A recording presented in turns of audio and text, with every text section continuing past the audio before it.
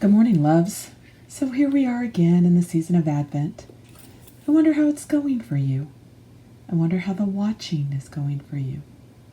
I wonder how the waiting is going for you. So far, we have lit 3 candles on our Advent wreath, haven't we? Let's light them now. The first one was purple for hope.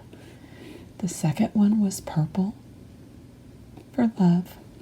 The third one was pink for joy.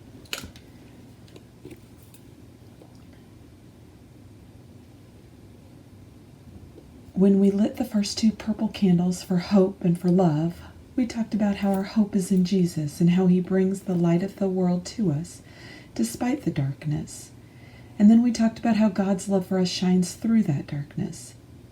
Last week we added that pink candle, the joy candle, to remind us of that feeling of joy we find deep down inside us that bubbles up, to remind us of the love that Jesus has for us. This week, we're going to light our final purple candle. This week's candle is for peace. Look at how much more brightly our Advent wreath shines today with all 4 candles lit. A candle for peace.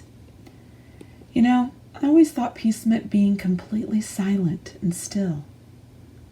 But listen. Listen to the candles. Okay, so maybe you can't hear them. They are silent. But are they still? Watch them flicker and move. God is like that too. Sometimes he is quiet, but he still calls us to move, to watch, and to seek out his peace. I wonder what peace looks like to God. I wonder how we can share peace with the world around us. Will you pray with me? Dear Lord, thank you for loving us so much that you sent us Jesus, the Prince of Peace. Teach us to be instruments of your peace, knowing how peaceful your kingdom is, and helping us to offer that peace to the world. Help us to live in your hope, to live in your love, to live in your joy, and to live in your peace. Shine in our hearts today and every day. Amen. Today's story is called Christmas in the Barn by Margaret Wise Brown.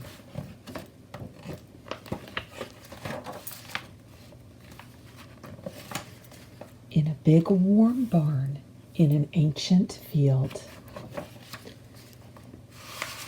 the oxen lowed, the donkey squealed, the horses stomped, the cattle sighed,